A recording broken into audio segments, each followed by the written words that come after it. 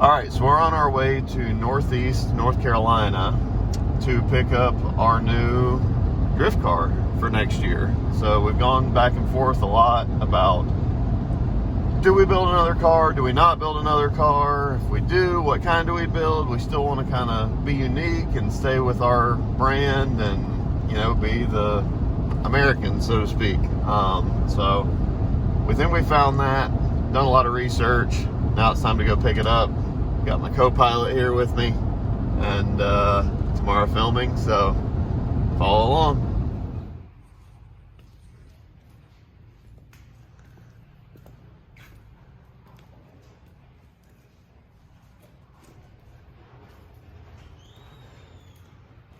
Get the floor jack, bud,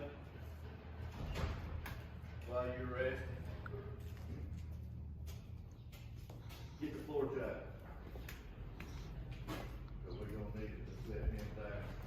Figure out. Yeah, I was hoping to.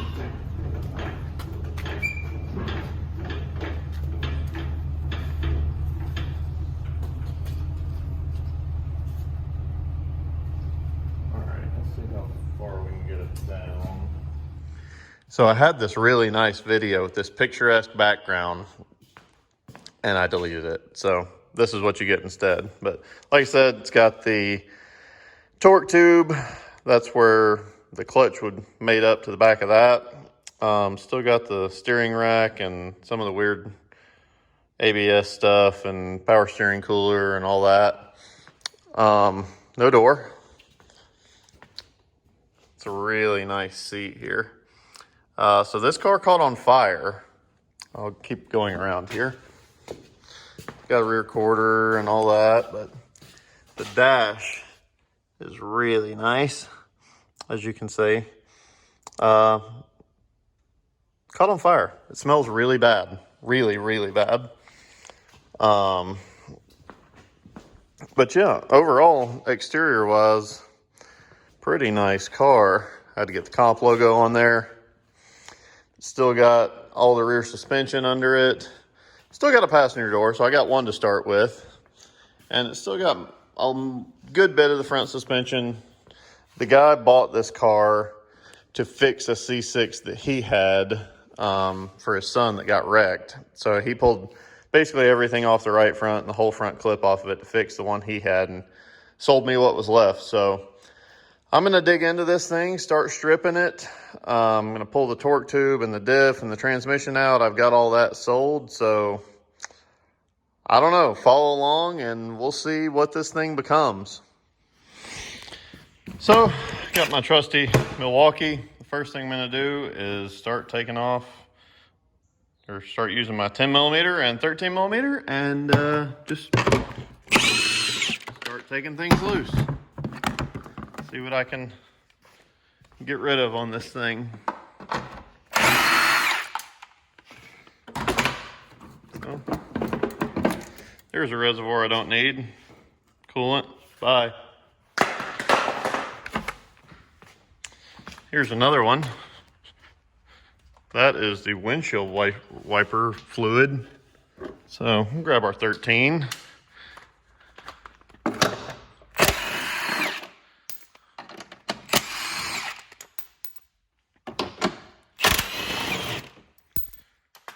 Looks like that easy. Ooh, that's still got fluid in it. Let's see. That easy. Look, I've got a hole. So much room for activities. I'm sure I can find something creative to put there. I'm going to probably dig into the transmission next. All right, in case you've ever wondered what the underside of a Corvette looks like, that is the diff. It's independent rear suspension, so those are the axles. This one's actually got aftermarket axles in it, but we're not going to use any of that. Moving forward, this is the T56 transmission. So similar style deal internally to what a F-body Camaro or your Terminator Cobra or any of the mid 2000s, late 2000s performance cars might have. And this is where it gets weird. Of course, the rear transmission's weird, but this is the torque tube. So it's got that nifty little plate right there that covers it up and keeps heat away. But all the way Up here, like I say, is where the clutch would go on the back of the motor. But that is devil worship as far as I'm concerned. Don't understand it yet. I've never dealt with it at all, but I have pulled the upper control arms loose and the shocks and the brake lines that are still dripping, and I'm about to pull the rear subframe and the torque tube and the diff and trans all out in one fell swoop, I think. All right, I have taken the subframe free, so let's see if it lifts off. See, I got the jack underneath there. All my bolts are pulled out.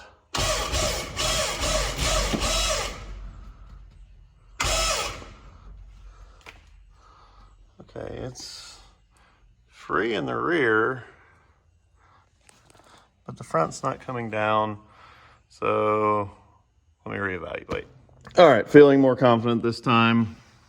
I found that the shifter, which you probably can't see that well, had a big boot on it that was preventing it from coming out. So let's see.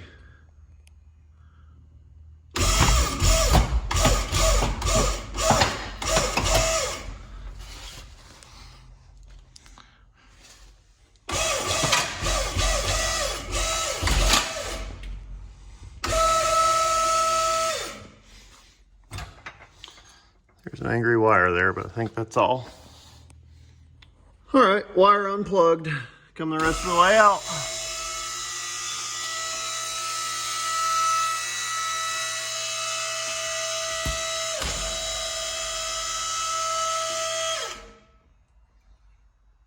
Cool.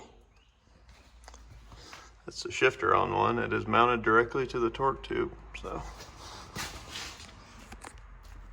Wah, wah. It actuates that whole mechanism that goes into the rear bell housing and the transmission. All right, so we got a crispy critter.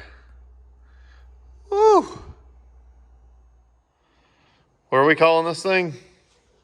The Campfire Corvette. That seems appropriate. This thing is nice. We did get the diff separated from the trans finally. That's going to be sold tomorrow. Now we are commencing with interior teardown.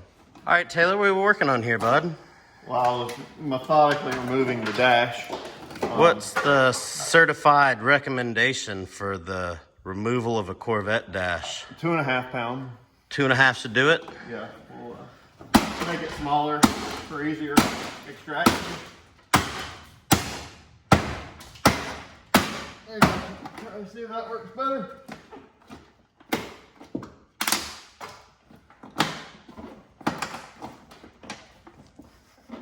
It's getting closer for sure. Oh. Oh yes. That was the key.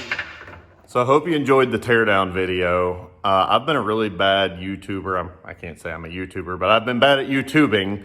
So you can see that this video is kind of being edited together after the Corvette's completed, but trying to put a few things together of how we got it to this point. So I say this point, it's an empty engine bay. We're back after round one at Long Beach, but I'm gonna try and put a few things together that I filmed along the way to show you how we got it to this point. So again, hope you enjoyed the teardown video. If you haven't already, like, comment, subscribe, and we'll have another video out shortly. Thanks.